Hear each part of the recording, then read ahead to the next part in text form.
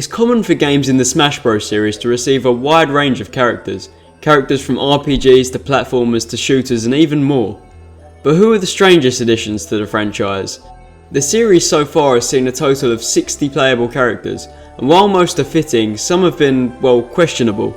Those questionable ones are here not because of their appearance or moveset, but because of how random it was for them to be added to the game. Today I'm going to go through my top 5 picks for the strangest characters in the games. The only rule is that this is limited to playable characters. With all that said, let's begin.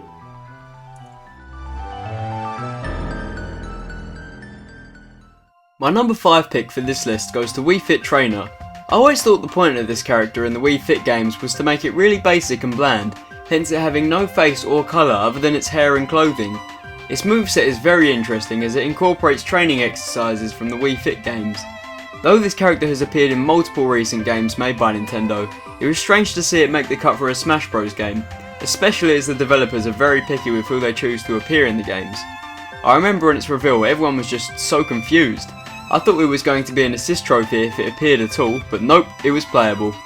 I don't really ever use this character, and when I asked V what their most useless and pointless character was, they all pretty much went with Wii Fit Trainer.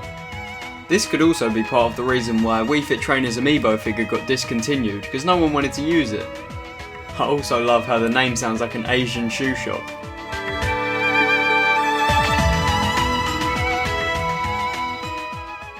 In 4th place we have Solid Snake. My younger viewers might be confused as to why this is on here, but along with Sonic, this character isn't actually a Nintendo character, and back when Brawl first came out it was quite a shocker to hear that this guy was going to be in the game. The reason Sonic isn't here is because he was previously in a game directly with Mario, being the Mario vs Sonic Olympic Games, whereas Snake has never been in a game with Mario. There was a Metal Gear game on the GameCube, but that's all I can think of that would have gotten him into this game. I may be forgetting one on the Wii or something, so correct me if I'm wrong about that statement. Apparently this character is one of the only reasons why this game was given a 12+ rating. Snake wields an assortment of weapons, some of them being quite realistic. I'm not really a fan of the franchise or stealth games in general, and I rarely ever use them in Brawl, so I don't really care that he's not in the new games. I tried to make a sexual joke here about Solid Snakes, but I couldn't come up with one, so I'll leave that up to the comment section.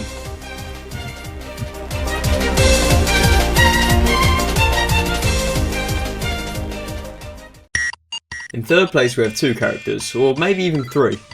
This place originally went to Mr. Game & Watch, then I remembered another strange pair of characters that debuted in Melee 2, those being the Ice Climbers. The Ice Climbers were a pair of Eskimos from an NES game with a super exciting title of Ice Climbers.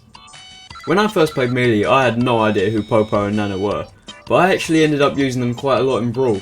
As for Mr. Game & Watch, he wasn't quite as random in my opinion. He had a similar situation to Ice Climbers, but he was around a lot earlier. Ice Climbers had 1 game, whereas Mr. Game & Watch had like 15. Though he wasn't the main character for a lot of the games, he was always a part of them. The Game & Watch series featured an assortment of random characters, including ones like Stanley the Bugman. Chances are he'll be in a future Smash Bros game too. It's pretty weird having a playable 2D character in Smash. Before I knew about the Game & Watch series, I had no idea what this character was.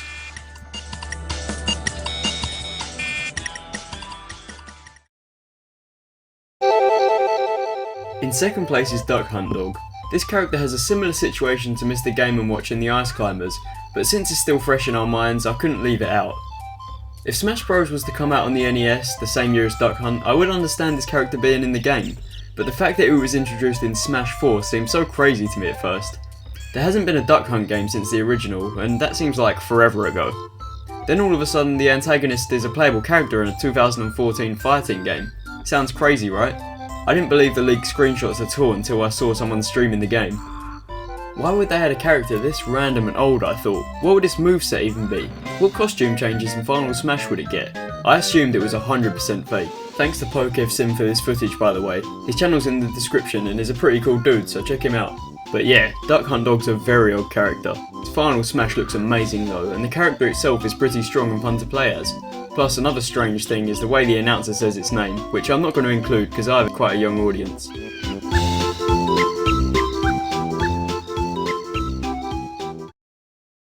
And in 1st place is a character that you may see as quite normal until you learn its origins.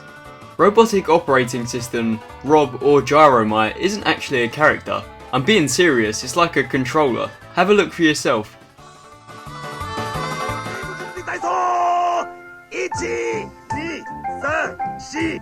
5、6、ロボットとゲームがドッキングするとファミリーコンピューターはドキドキ。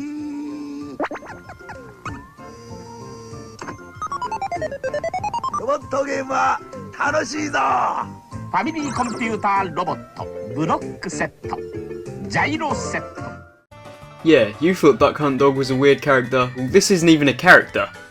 What's next? A walking Wii remote? A Mario Kart wheel? A power glove? I'm calling it now. In the next game after Master and Crazy Hand, we'll have to fight the power glove. Rob really is the strangest character when you look at his history, seeing as it's not really a character, it's just an accessory. And that about rounds it up for this video. If you have any ideas for a future video, don't hesitate to let me know, as I'm kind of out of ideas at the moment. The songs used will be put in the description. You can click the annotation on the screen now to check out another Smash Bros related countdown I did a little while ago. Thanks for watching, and I'll see you guys next time.